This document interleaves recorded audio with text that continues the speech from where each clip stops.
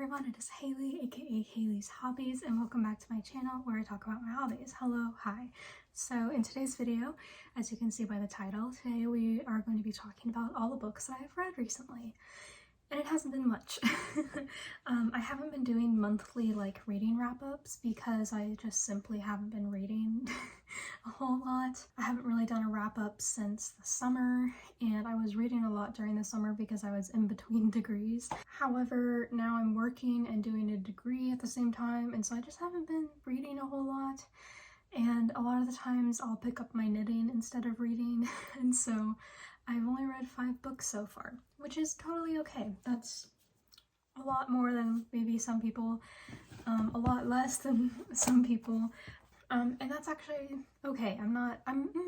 Part of me is like, wow, that's so bad, but also I'm like, it's like, why am I worried about numbers, you know, it doesn't matter. So I'm gonna pull up my reading journal so we can talk about this.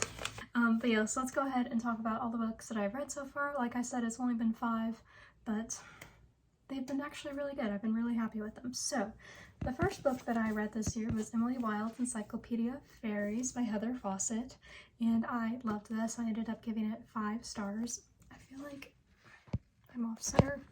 So I ended up giving this 5 stars. I really loved this. The writing is just so windy. I don't know how to describe that, but just misty and whimsical and just foggy is really how I can describe it. It's so I don't know how else to describe that, but it's beautiful. Like I said, I gave it 5 stars. I really enjoyed it. And if you don't know what it's about, basically you have Emily Wilde, and she is what's it called? I don't know what it's called, but she studies fairies, and she's a professor at Cambridge, and she is writing the first encyclopedia of fairy lore, basically. So to study a certain rare kind of not well-known fairy species, if you will, she goes to, I think a fantasy Iceland or something, village of Rafsvik. I don't know, it's somewhere up north, and it's we're kind of set in in London? Is that where Cambridge is? I don't know much about European countries, if I'm being pretty honest, but we're kind of in the gentleman and lady era, if you will, a Bridgerton era, maybe a Regency kind of, or maybe slightly a bit after. And so that's kind of the world that we're in. We're in the real world, but it's a fantasy real world. So there's fairies and all of that. Let's see. Are we in the 1900s? Yeah, we're in the early 1900s. So that's kind of where we're at. Emily is, like I said, trying to write the first full encyclopedia of fairies. And so she's going to kind of up in the Icelandic regions, I guess, and kind of studying these rarer folk people. Her rival sort of ends up coming to Iceland. I'm just gonna call it Iceland. She ends up going there, or he ends up going there as well. His name is Willoughby. Oh my god, I haven't read this in a while. Let's see. Wendell Bambleby. Okay, so Wendell ends up going there as well, and he's like, I'm gonna help you, and she's like, what the heck, dude? She doesn't really like him. It's very much a grumpy sunshine dynamic, with Emily being the grumpy person and Wendell being the sunshine, and I really loved them. I thought they were so cute, and I had a lot of fun reading it. And basically they get to the town and they discover that there's a lot more than what they thought was going to be there. And also Emily thinks Wendell is a fairy, and so you kind of go through her being like, I saw you did this, or you did this, and he's just off in his own little world, and he's just you're so funny. It's so cute. I really loved them. Yeah, and so it's also kind of exploring a bit of romance in here as well. I'd say it's secondary to the romance. The romance is secondary to the plot. It's definitely more about the plot and figuring out what's up with these fairy folk. They're called the Hidden Ones. People are being taken from the town, and so they're just trying to figure out what's going on, basically. And it was so good. I really loved it. I don't think that's a very good description of it, but I haven't thought about this book since January, so I'm trying to remember things, but it is really good. If you enjoyed A Natural History of Dragons, this is basically the same thing but with fairies and a lot more like whimsical. And personally, I enjoyed this a lot more than A Natural History of Dragons. A Natural History of Dragons feels almost like not as like personable, I guess, and like there was an event at the end of the first book, like right at the end, if you know, you know, that I just really didn't like. I didn't feel like it added anything to the book, and so I don't know, maybe if it's explored further in later books. I haven't been able to pick up the second book yet, but Emily Wilde is a 5-star through and through. And the second book actually came out recently, I think back in, did it just come out? I have no clue, but it came out recently, and I've been wanting to pick up the second book. However, I'm waiting for it to come out in paperback. I may just check it out from the library and then buy the paperback when it comes out. The thing is that there are like 150 people in line at the library for this book, so I'm just gonna have to wait for a while. Okay, so my next book that I read, I've been checking out books from the library quite a bit. I've been wanting to get more library books because I'm trying to like save money. Also, I cut my bangs really short, so please ignore that. And I've been noticing that my reading has been kind of shifting to kind of more like lighter romancy kind of books. When I get back from work and when I'm not doing school, I don't really want to jump into like a really complex like fantasy world like I usually do. All of my February reads are romance and like contemporary or like kind of like a fantasy romance. I'll get more into that. But anyway, February I read 3 books, and the first one was Iris Kelly Doesn't Date. I think I gave it 4 stars. It is a part of the Delilah Green Doesn't Date kind of series, the Bright Falls trilogy. So it's Delilah Green Doesn't Date, Ashford Parker Doesn't Fail, and then Iris Kelly, no. Delilah Green Doesn't Care. Is that what it is? Delilah Green Doesn't Care? I think so. And then Iris Kelly, no, oh my god. Delilah Green Doesn't Care, Ashford Parker Doesn't Fail, and Iris Kelly Doesn't Date. So, and they're all queer romances, and I love it. I love reading like queer romances, and I'm so glad that like that series exists. It's not my favorite like queer romances, but I do really love them and enjoy them.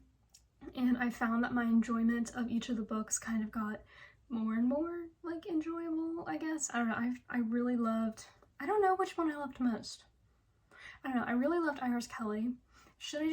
How about I tell y'all what Iris Kelly is about? So Iris Kelly is about Iris Kelly, and it follows the events of the first 2 books, and basically Iris Kelly meets this girl named Steffiana. Oh my god, what is her name? Stevie. She meets this girl named Stevie. Stevie is really big and like on theater. Iris is writing like a novel, and Iris and Stevie end up like having like a really bad one-night stand, basically. And then for some reason Stevie's friends think that Iris and like Stevie are like dating, and so Stevie's like, yeah, we dated, or we're dating. And so they end up fake dating because like Iris shows up for a theater audition for fun, and like Stevie's there with all of her friends, and so then Stevie's like, please just like go with this, and Iris is like, okay. And so they end up fake dating, and it's really cute. I really enjoyed it. And kind of to go along with the fake dating, Iris is like getting like ideas for her novel because she's kind of like, what's the word, not burnout, but like she's having trouble, writer's block. She's having trouble writing her book. And so she's like, well, if I do this fake dating thing and I, you know, do this, then like I should be able to get ideas for my novel. And so that's kind of where the 2 of them kind of like agree to like fake date.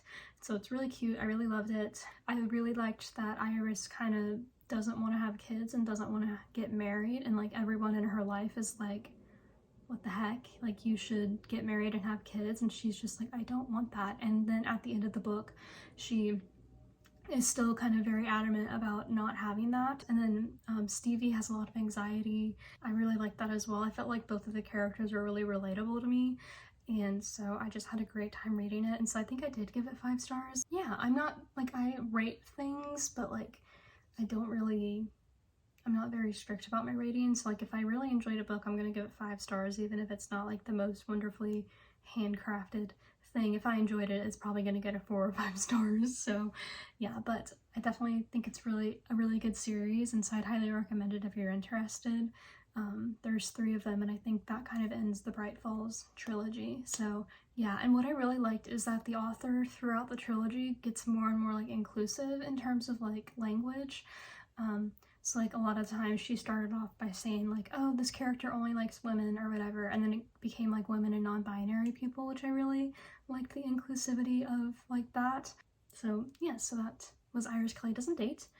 And then I read Tougher in Texas by Carrie Lindell, I think. Oh, I don't know Iris Kelly's by Ashley Green, I think. Ashley Green Blake. I don't know. I'll put it on the screen. But Tougher in Texas is by Carrie. I have the other book. Hold on. Carrie Lindell, and it's book 3 in the God, I'm so unprepared for this video. I'll put the series like name right here. Basically, it's one of those like small like romances that are like connected but not connected, like Bridgerton or something. I just picked this up because I was really wanting to read a cowboy romance, and I checked out last Christmas, so back in December, I checked out A Cowboy Firefighter for Christmas because I've been wanting to read cowboy romances for some reason. Anyway, that book was awful, but I decided to try another one, and I picked up Tougher in Texas, and it's book 3 in whatever the series is, and oh my god, 5 stars. I was obsessed. I loved it. I was not expecting that. So Tougher in Texas is about Shawnee Pickett and Cole something. Basically, they're kind of like sworn enemies. They just don't like each other. Shawnee and Cole are both pickup men, and so once like the cowboy gets like bucked off the bull, if he can't get out, they go and they get him and keep him away from the bull, basically.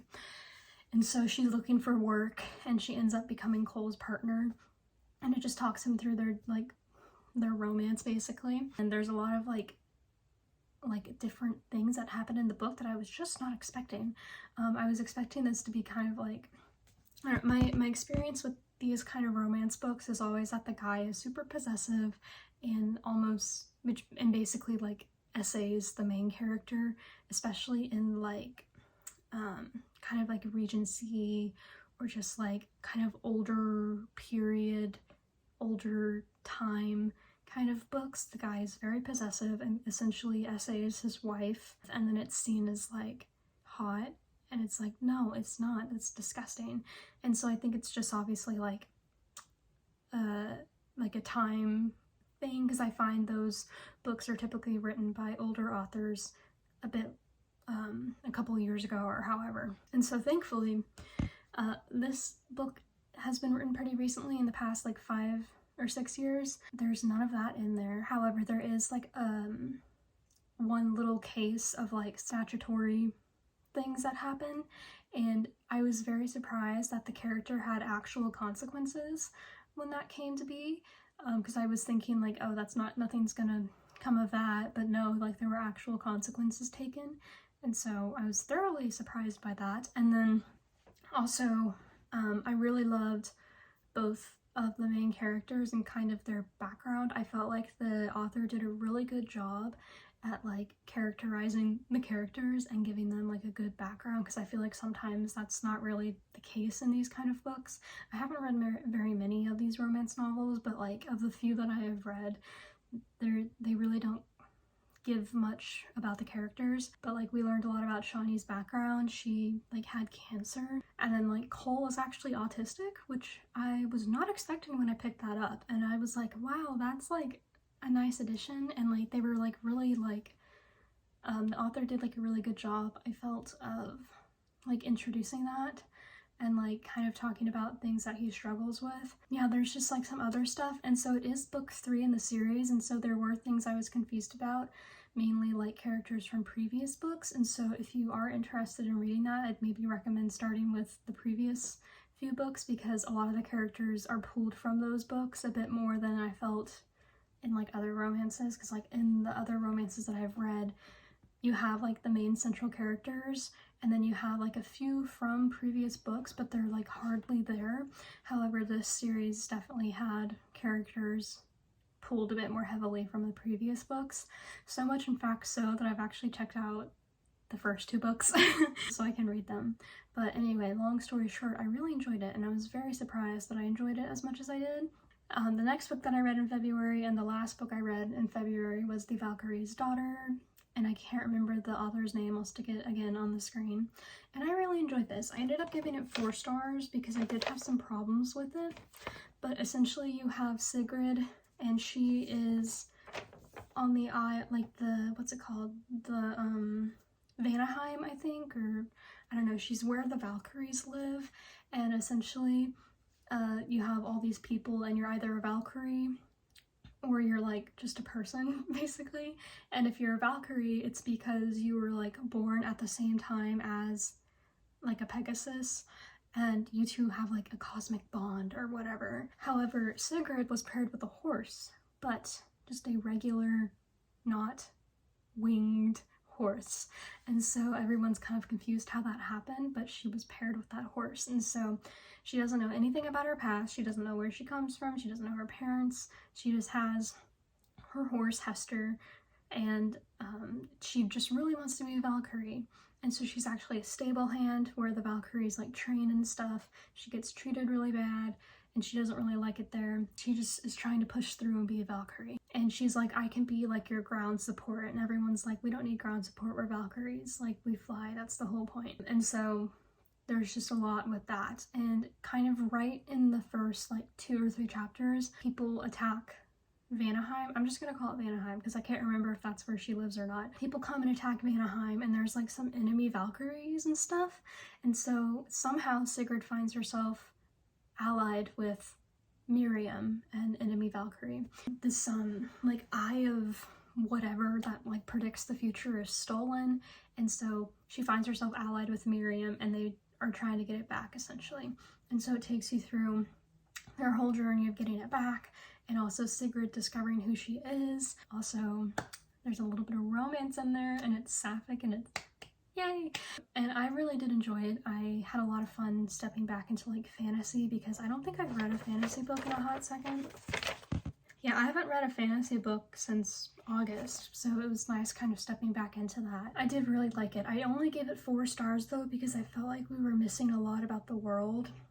Sigrid and Miriam have to travel through different realms, and that's not really talked about at all. And the author kind of talks about like, I think there's like 9 realms, and they're only really like there's not much like world building other than that, I guess. Like, we don't get to see those worlds, we only see very little. And so I kind of felt like that was like kind of a lost opportunity, I guess. And then I did find it a little predictable. There were things where I was like, oh, this is totally gonna happen, just like it's gonna happen, and it did.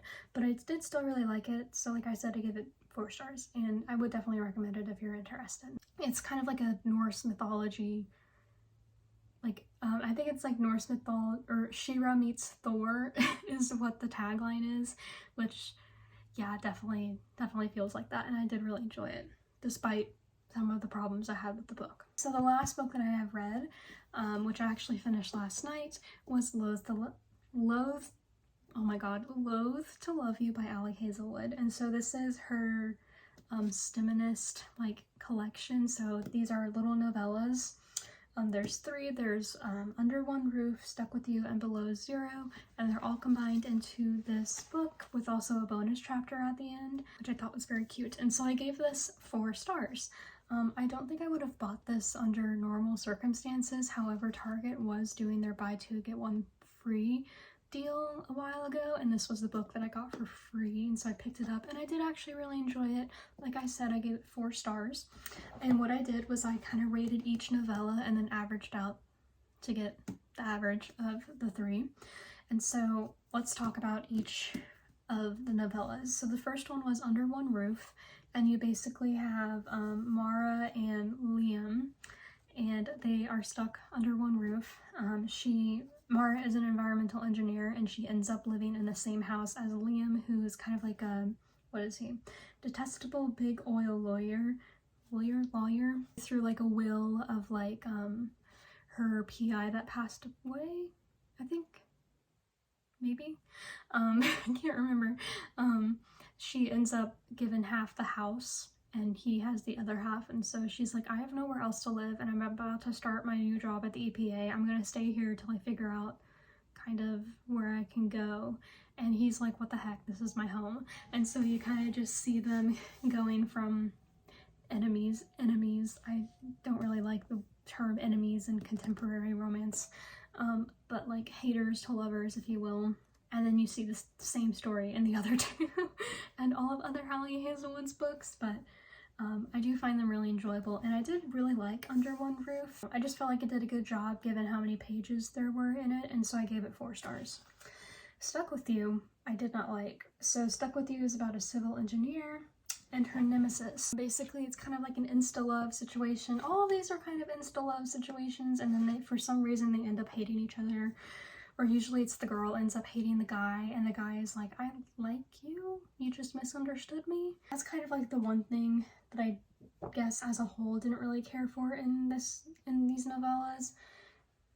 They were like, you could just take out, like, you could just give all of the main characters the same name, and like it could just be one book. Like there's really no defining characteristics of each of these main characters other than like their physical characteristics, their jobs, and then like what food they like, and that's about it. They're all basically very similar. Stuck With You, I'd say, is maybe the worst one of the 3. Essentially, the 2 get stuck in an elevator, and I just didn't like it because there was just a major like miscommunication.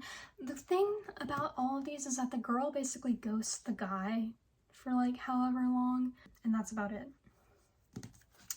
And yeah, I don't know, there's just some, I guess not miscommunication, but a lack of communication is kind of the big factor in this.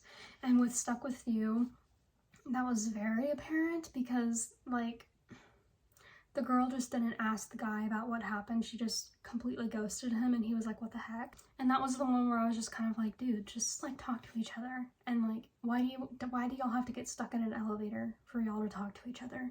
And like, I don't know, it just kind of felt stupid. And it definitely felt like it was the weaker of the 3 novellas, and I think that's probably why Allie put that in the middle, because I felt like she gave you like 4-star, 3-star, 5-star, basically. Yeah, I ended up giving Stuck With You 3 stars. I probably could have been lower, but I'm not too picky.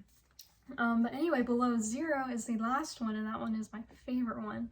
And I ended up giving it 5 stars just because I really loved it, and if it were to be a book, I would read it. I would pick it up and I would read it. If she ever like expanded it into a book, I would pick it up. But essentially it is about a NASA aerospace engineer, or 2 of them. The girl is like stuck in a crevice essentially in like the Arctic or Sweden, I don't know, wherever Norway. The only guy who will come to save her is the guy that she hates, and I just really loved it. I felt like it was very well done, again, for the amount of pages that we got, and I really loved the descriptions in the book. There's a lot of like space kind of metaphors and like descriptions and all that good stuff, and then I just felt like it was the strongest of the 3, and also kind of made the most sense in terms of like why they hated each other. A lot of what this book does is flips back and forth between the present and the past, and I felt like first and the last one kind of did a good job at that, and then the second one was just kind of like, what was the point of that? You didn't need to do that. Yeah, anyway, so I did enjoy this book. Mixed feelings, but I love the first and the last novellas, and so I guess that's why it's rated a 4-star. It could probably go down to like a 3-star if I'm being realistic, but we're not going to be realistic. So yes, those were all of the books that I read. I actually also read a bit amount of a bit of The Count of Monte Cristo. My goal for March is to read 400 pages of this, and so I am currently on page 316, and I started kind of around page 200, so I'm not doing too well right now. But what I did, and what I think is helping, is that I like divided up every 100 pages, so I'm just trying to like get through every 100 pages, and then I have where I initially started, so that way I can reflect and see how far I have come. But this is kind of, I've been really enjoying this. I really loved like the first 200 pages, and then maybe like 250, 245, I don't know. We're getting into like some newer characters. I think his name is Franz, is kind of a newer character, and that's where I'm kind of just like, I don't care about this. Like, I want to get back to the Count of Monte Cristo, you know? But I'm assuming he's there for a reason, so I'm just trying to push through. Again, I just haven't been in the mood. I've been in the mood to read this, but I just haven't had the power to do it because I just don't really have the energy to do so after like a day at work or a day of studying, but I'm hoping to maybe read a bit tonight and tomorrow. I'm currently on spring break and I go back to work on Monday, so I'm hoping I can get some pages done. Maybe I can get to page 400 and then maybe do like 100 pages this week and 100 pages next week, and then I will be at page 500, and then we'll be basically halfway. I was wanting to finish this up in March because I'm doing my little classics book club from January. Like for every 3 months I pick a different classic, and I picked Count of Monte Cristo because Emma and Carolyn have their big books club, and they're reading like a big book every 2 months, and so I was like, I'll extend mine to 3 months because I'm not going to be able to finish this in 2 months, and so I really was like, I'll read this with them anyway, despite that I'm going to do a different timeline. However, I think I'm probably going to pull this into April because I mean, I have to. I can't read all of that in March. I mean, I could, but do I want to? Not really. But yeah, so I've just been really enjoying what I've read so far, and I think it's going to be really great as I finish reading it. I really want to finish reading it because Emma uploaded her reading vlog of this, and I really love her reading vlogs. And so I need to finish this. So that is everything.